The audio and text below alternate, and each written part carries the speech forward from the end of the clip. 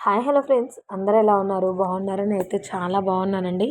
మీరందరూ కూడా బాగున్నారని అనుకుంటున్నాను. ఈ రోజుటి వీడియో అయితే మనకి వినాయక చవితి అయితే వస్తుంది కదా. వినాయక చవితికి విగ్రహాన్ని అయితే తెచ్చుకుంటూ ఉంటాము. విగ్రహాన్ని తెచ్చుకునేటప్పుడు ఎటువంటి నియమాలు పాటించి విగ్రహాన్ని తెచ్చుకోవాలి, తెచ్చుకునేటప్పుడు మనము విగ్రహాన్ని ఎటువంటి విగ్రహాన్ని తెచ్చుకోవాలి, ఎలా పూజించాలి అన్నదైతే ఇందులో షేర్ చేసుకోబోతున్నాను.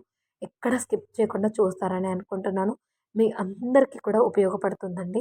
స్కిప్ చేయకుండా అయితే చూడండి మన వీడియోని. మనకి మనకి ఈ సంవత్సరము సెప్టెంబర్ 7వ తేదీ అంటే భాద్రపద మాసం శుక్లపక్షంలో 4వ రోజున వినాయకుడు జన్మించాడనమాట. ఈ సంవత్సరం సెప్టెంబర్ 7వ తేదీన మనకు శనివారం రోజైతే వినాయక చవితి వచ్చింది. వినాయక చవితి సందర్భంగా ప్రతి ఒక్కరు కూడా వినాయకుడి విగ్రహాన్ని మన ఇంటికి తీసుకొని వచ్చి ఇంట్లో ప్రాణప్రతిష్ఠ చేసి నవరాత్రులు కూడా పూజలు నిర్వహిస్తూ ఉంటారనమాట.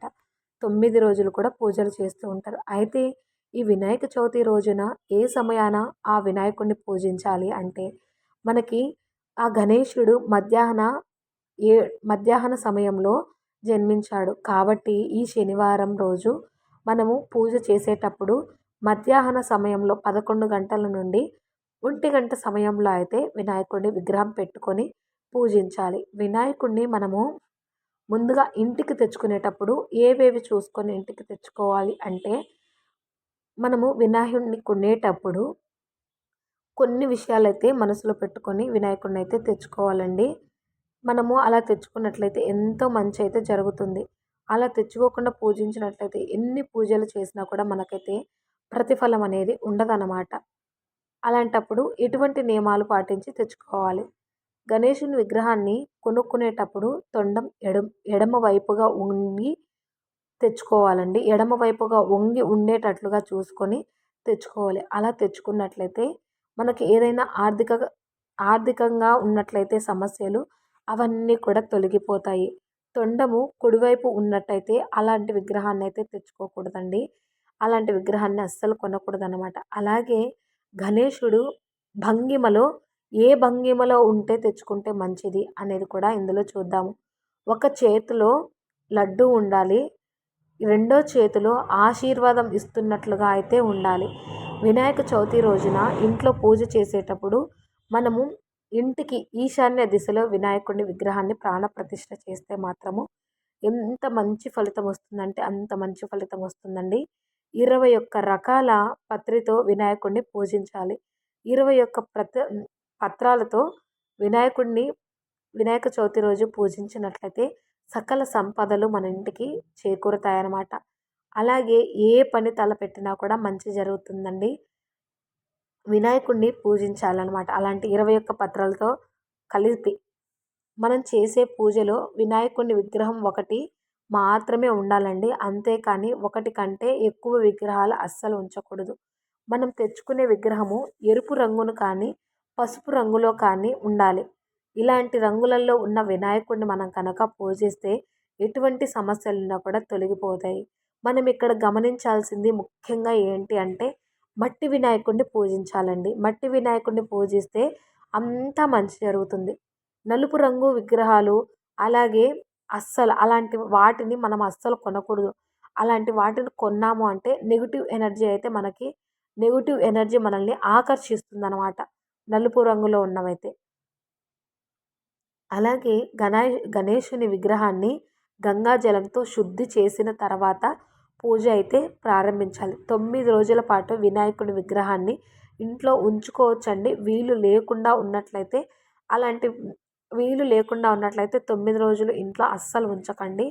పూజ చేసుకొని మనము ఆ రోజు వినాయకుడికి ఎటువంటి లోటు లేకుండా, అలా అంటే నైవేద్యాలకు కానీ అలంకరణకు కానీ ఎటువంటి లోటు లేకుండా పూజించుకొని, మనకి ఏవైనా ఆటంకాలు వస్తాయి అనుకుంటే కనుక ఆ రోజు పొద్దున బాగా మధ్యాహ్నం 11 గంటలకు అని చెప్పాను కదా, 11 గంటలకు పూజించుకొని మధ్యాహ్నం స్వామివారికి నైవేద్యాలన్నీ కూడా సమర్పించి సాయంత్రం పూట కూడా వినాయకుడికి పూజ చేసుకొని నైవేద్యంగా ఏదైనా సమర్పించి ఆ రోజు సాయంత్రమే మన ప్రాంతాలలో పెద్ద పెద్ద వినాయకులను అయితే పెడుతూ ఉంటారు కదా, ఆ వినాయకుళ్ళ దగ్గర అయితే స్వామివారిని అయితే తీసుకెళ్ళి అక్కడ పెట్టవచ్చు. లేదు మనం పూజించుకోగలుగుతాము అనుకుంటే కనుక ఒక 3 రోజులు కానీ, లేదంటే 5 రోజులు ఇలా మన శక్తి కొలది పెట్టుకొని స్వామివారిని పూజించుకోవాలండి. ఇలాంటివి మనము వినాయకుడిని తెచ్చుకోవాలి ఆడంబరంగా చేసేసుకొని, మనము చేసే పూజలు చేసే వీలు లేకుండా మొదటి రోజు విగ్రహాన్ని అలా పెట్టేసుకొని, మొదటి రోజు పూజలు చేసేసుకొని, రెండో రోజు, మూడో రోజు అలాగ వదిలేసి, తర్వాత ఎత్తుకొని వెళ్ళి పెద్ద వినాయకుడి దగ్గర పెట్టడము, ఇలాంటివైతే అస్సలు చేయకండి. అలాంటివన్నీ చేస్తే ఎక్కడ లేని దోషాలన్నీ కూడా మనకు అంటుతాయండి. ఇదొకటి గుర్తుపెట్టుకోండి.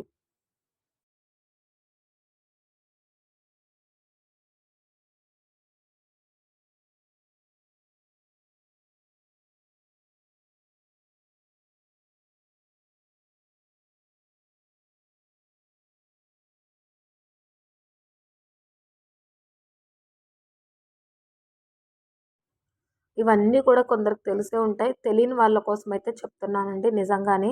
అలాంటివి చేసినట్లయితే ఆ పాపమంతా కూడా మనకే వస్తుంది. అందుకే షేర్ చేస్తున్నాననమాట. ఇంకా చాలామంది కూడా కలర్‌వి అన్నీ తెచ్చి పెట్టేసుకుంటూ ఉంటారు. అలా కూడా చేయకండి. మట్టి వినాయకుడినైతే తెచ్చుకోండి. వినాయక చవితికి సంబంధించిన మన సనాతన ధర్మంలో ఒక నమ్మకమైతే ఉందండి. వినాయక చవితి రోజున చంద్రుడిని చూడటం అశుభం. మీరు పొరపాటున కూడా చంద్రుడిని చూసినట్లయితే మీరు ఖచ్చితంగా మనకు ఆ దోషం అనేది అంటుతుందండి. నవ్వుల పాలవుతారు అనేసి మన పురాణాలలోనే ఉంది. మనకి చెప్తాడనమాట వినాయకుడు. వినాయకుడే శాపం ఇస్తాడండి చంద్రుడిని. అంటే శివుడు, అమ్మవారు గూడా ఆ శాపాన్ననేది ఇస్తారనమాట. వినాయక చవితి రోజు "నువ్వు నా కొడుకుని హేళన చేశావు. నువ్వు గనుక నా కొడుకు జన్మించిన రోజు నిన్ను చూసిన ఎవ్వరైతే ఉంటారో వాళ్ళందరూ కూడా నీలాప నిందలు మోస్తారు" అని చెప్పేసి ఆగ్రహానికి లోనవుతారనమాట. అలాంటి సమయంలో మళ్ళీ ఒకటి చంద్రుడిని మనం మామూలుగా అయితే ప్రతిరోజు కూడా దర్శనం చేసుకుంటాం కదా!